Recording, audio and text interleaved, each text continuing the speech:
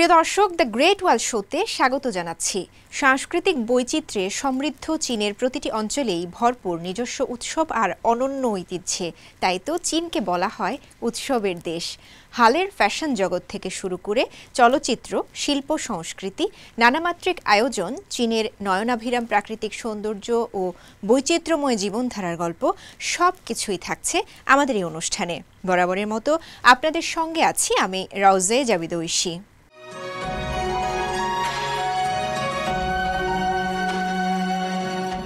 দ্বিতীয় গোল্ডেন পান্ডা পুরস্কার কেবল চলচ্চিত্র ও টেলিভিশনের উৎকর্ষকেই উদযাপন করেনি, এটি হয়ে উঠেছে বিশ্ব সংস্কৃতির মধ্যে পারস্পরিক শিক্ষার এক অনন্য সেতুবন্ধন।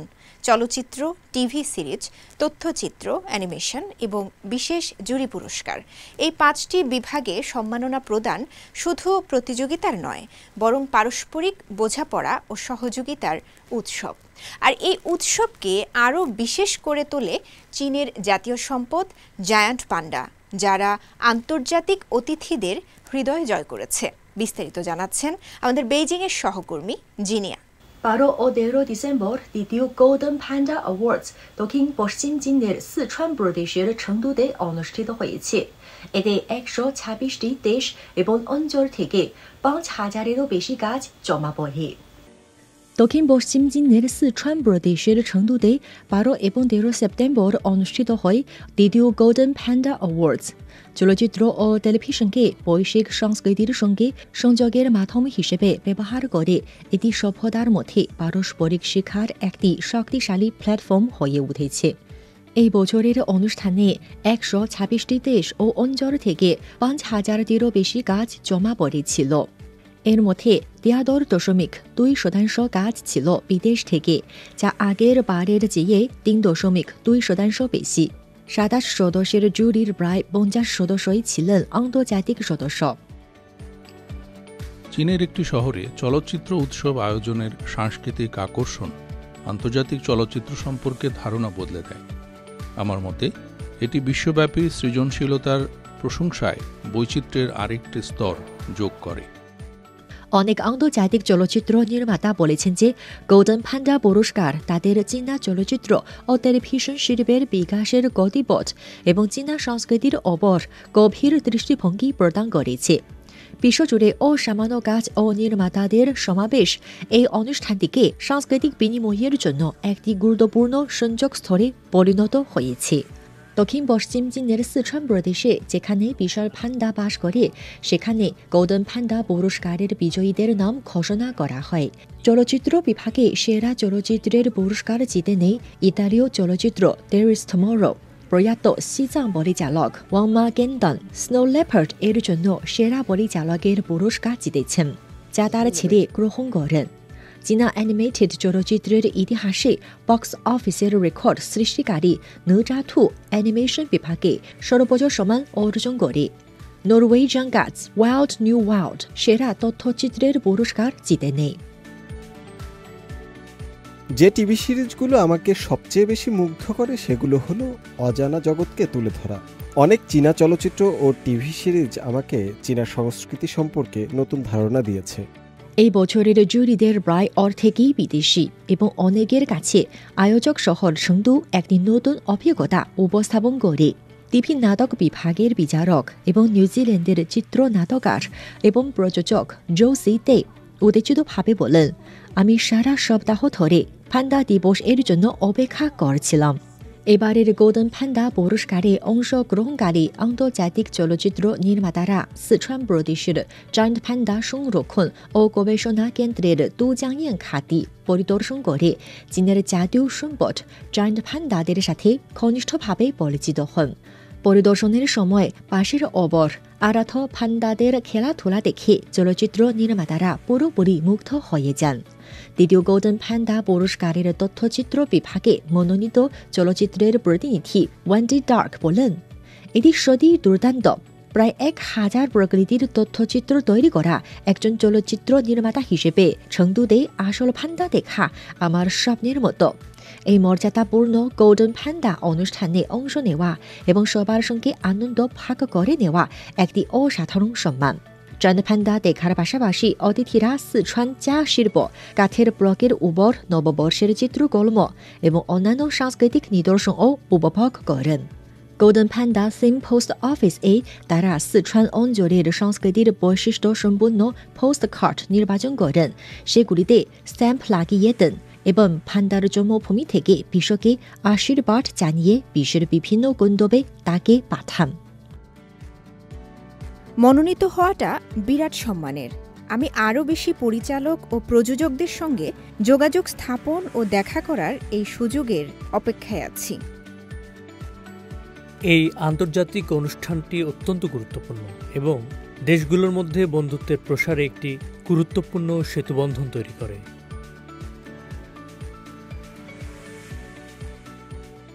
এই বছরের প্রতিযোগিতায় ৫টি প্রথম বিভাগে মোট ২৭টি পুরস্কার ছিল।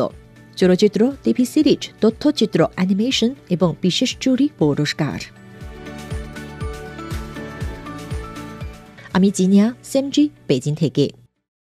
চীনের জাতীয় দিবস উপলক্ষে মুক্তি পাওয়া আলোচিত চলচ্চিত্রগুলোর মধ্যে অন্যতম ইভিল আনবাউন্ড। দ্বিতীয় বিশ্বযুদ্ধের সময় জাপানের কুখ্যাত ইউনিট 731-এর পরিচালিত নির্মম মানব পরীক্ষা ও জীবাণু যুদ্ধকে কেন্দ্র করে নির্মিত এই সিনেমাটি। গেল 18 সেপ্টেম্বর মুক্তি পাওয়া এই সিনেমাটি নিয়ে এরই মধ্যে দর্শকদের ব্যাপক আগ্রহ সৃষ্টি হয়েছে। পাশাপাশি জাতীয় দিবসের চলচ্চিত্র মৌসুমে ছেন খাইকোয়ের যুদ্ধভিত্তিক cinema the volunteers peace at last, fantasy ঘরানার সিনেমা আ রাইটার্স অডিসি 2 এবং ঐতিহাসিক গল্পের উপর ভিত্তি করে animation cinema 3 kingdoms, starlit heroes সহ নানা জনরার বেশ কয়েকটি সিনেমা মুক্তি পাচ্ছে। জাপানি আগ্রাসনের বিরুদ্ধে চীনা জনগণের প্রতিরোধ যুদ্ধের বিজয়ের প্রাক্কালে একটি বর্বর ঘটনা ঘটায় জাপানি আগ্রাসী বাহিনী। চীনা জনগণের বিজয় আঁচ করতে পেরে যুদ্ধের মোড় ঘুরিয়ে দিতে চীনের হেইলংচিয়াং প্রদেশের হারবিন শহরের পিংফাং এলাকায় জৈবিক যুদ্ধ গবেষণা পরিচালনা করে এবং মানব পরীক্ষার নামে বেসামরিক নাগরিকদের হত্যা করে। সেই অমানবিক ঘটনাগুলোকে ঘিরেই নির্মিত হয়েছে চীনা চলচ্চিত্র ইভিল আনবাউন্ড, যা এবার দেশটির নতুন ব্লকবাস্টারের তালিকায় চলে এসেছে। গেল 18 সেপ্টেম্বর মুক্তি পাওয়া এই সিনেমাটিতে দেখানো হয়েছে কিভাবে জাপানের কুখ্যাত ইউনিট 731 জীবাণু যুদ্ধ চালায় এবং চীনা সাধারণ মানুষের উপর নির্মম পরীক্ষা চালায়। মুক্তির আগেই ছবিটি প্রি সেলে 3 কোটিরও বেশি ইউয়ান আয় করে। চলতি বছর হচ্ছে চীনা জনগণের বিশ্ব ফ্যাসিবাদ বিরোধী যুদ্ধে বিজয়ের ৮০তম বার্ষিকী।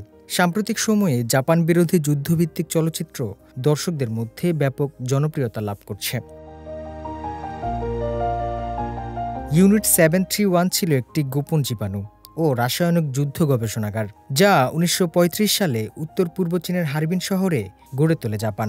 দ্বিতীয় বিশ্বযুদ্ধ চলাকালীন এটি চীন ও দক্ষিণ পূর্ব এশিয়ায় জাপানের জীবাণু যুদ্ধের কেন্দ্র হিসেবে কাজ করত। সেখানে অন্তত ৩,০০০ মানুষের দেহে জীবাণুর পরীক্ষা পরিচালনা করা হয়। ইভিল আনবাউন্ড সেই অন্ধকার অধ্যায় এবং জাপানি সেনাদের অমানবিক কর্মকাণ্ডকে সিনেমার পর্দায় তুলে ধরেছে।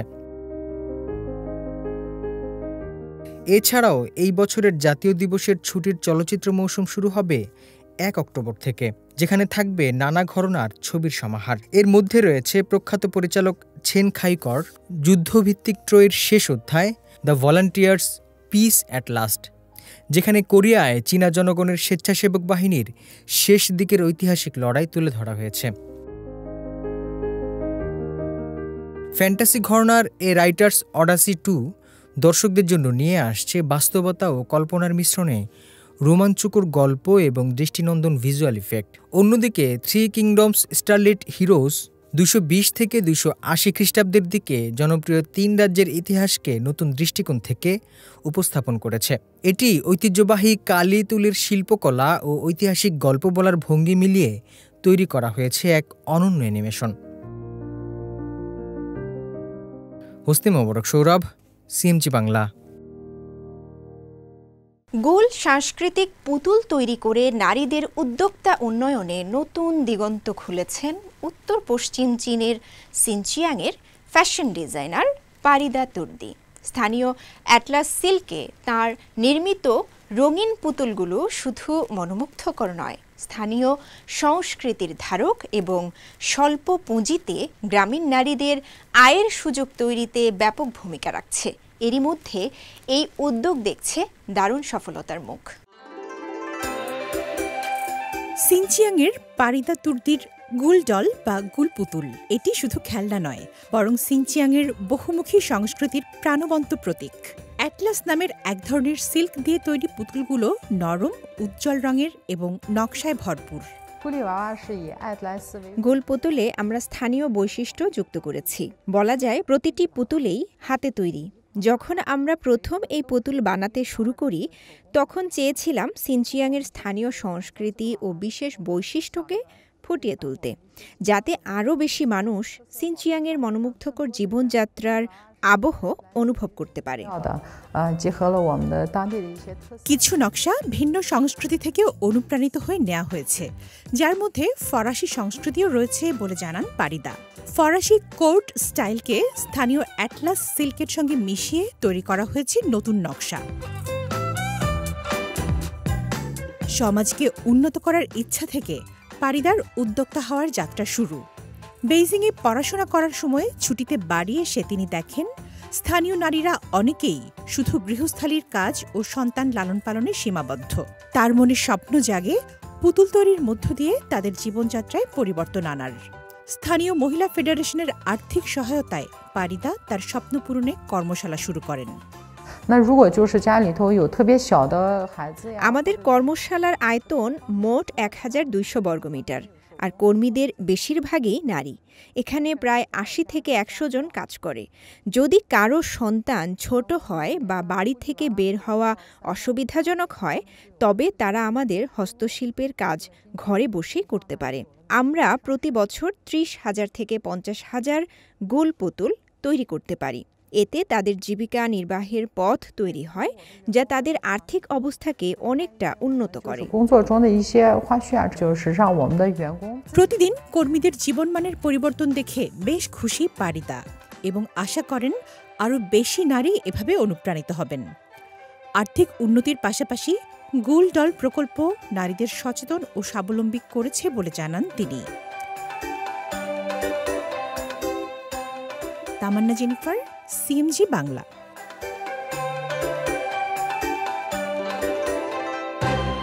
বেজিংয়ে শেষ হলো 2025 চায়না ইন্টারন্যাশনাল ফ্যাশন উইকের শরৎকালীন আসর। এবারের ফ্যাশন সপ্তাহে আধুনিক ডিজাইনের সঙ্গে যুক্ত হয়েছে চীনা সাংস্কৃতিক ঐতিহ্য ও প্রযুক্তির অভিনব মেলবন্ধন।